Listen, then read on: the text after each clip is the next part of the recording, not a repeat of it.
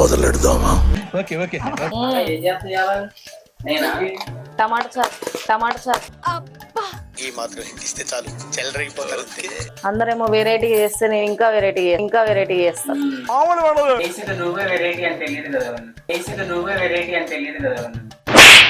ఈ పంచింగ్ పలక్నామాకే పంచా చెప్తా. ఫస్ట్ ఉడకబెట్టుకోవాలి టమాటాలు, ములక్కాయలు, ఇందులో చింతపండు, పసుపు వేసి మంచిగా ఉడకబెట్టుకున్న తర్వాత ఇంకా పోపుకి దోసకాయ, ఉల్లిగడ్డ, కరివేపాకు, పోపు గింజలు, ఆయిల్, ఇంకా ములక్కాయలు అన్ని సపరేట్ చేయాలి. ఇట్లా ఆల్రెడీ దోసకాయ కూర రెడీ అయింది, అంటే ఇది వీడియో చేయలేదు, వాళ్ళు రాకముందుకే చేసేసాను. ఇప్పుడైతే వాళ్ళకి చారు చేస్తున్నా, మంచిగా చారు చేశాను. ఇగో ఎగ్స్ కూడా ఉడకబెట్టినా, ఈ ఎగ్స్ కూడా అందులో వేస్తే ఇంకా బాగుంటది. మేము ప్రతి సంవత్సరం ఇక్కడికి వస్తామండి, వచ్చినప్పుడల్లా వ్రతం చేయిస్తామండి. వ్రతం చేయడం చాలా ముఖ్యం కదండి. యాక్చువల్లీ నాకు ఏ కూర అంటే ఇష్టం ఉండదు, ములక్కాయ చారు అంటే చాలా ఇష్టం. నిజమా? బాగా చేసుకుని బాగా తింటాను. చారు అయితే జర్రన జారుతుంది. అదే కూర అంటే మింగాలి దాన్ని.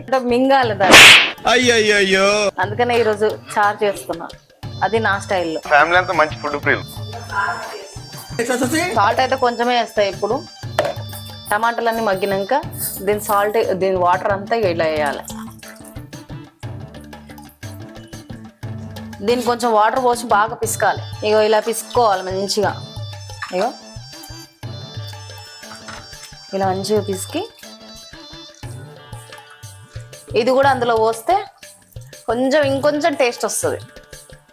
దాంట్లో ఇంత మసాలా వేసినాం అనుకో, అబ్బా సార్ అది అబ్బా చారు అంటే అది అనుకోవాలి.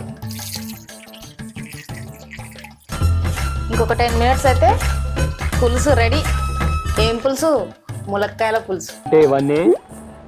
ఇది ములక్కాయ పప్పు, ఇది ములక్కాయ వేపుడు, అది ములక్కాయ మసాలా, అది ములక్కాయ సాంబారు, అది ములక్కాయ రసం, ఇది ములక్కాయ మజ్జిగ. తర్వాత మంచిగా రెడీ అయ్యి తినేస్తాను. మళ్ళీ పంచి అన్నట్టు మర్చిపోయినా, కొబ్బరి పౌడర్ కూడా వేసుకోవాలి. కొబ్బరి పౌడర్ వేసుకుంటే చిక్కగా అవుతుంది, కొంచెం దగ్గరికి అవుతుంది. అందుకని పలసగా అయితే ఎవరు తినరు కదా, కొద్ది చిక్కగా అయితే మంచిగా తినొచ్చు. ఇంకా ఈ వీడియో కనుక మీకు నచ్చినట్లయితే లైక్, షేర్ అండ్ సబ్స్క్రైబ్. గంట బిల్లు మాత్రం మర్చిపోకండి. కామెంట్స్ కంపల్సరీ పెట్టండి, మీరు ట్రై చేయండి. బాయ్.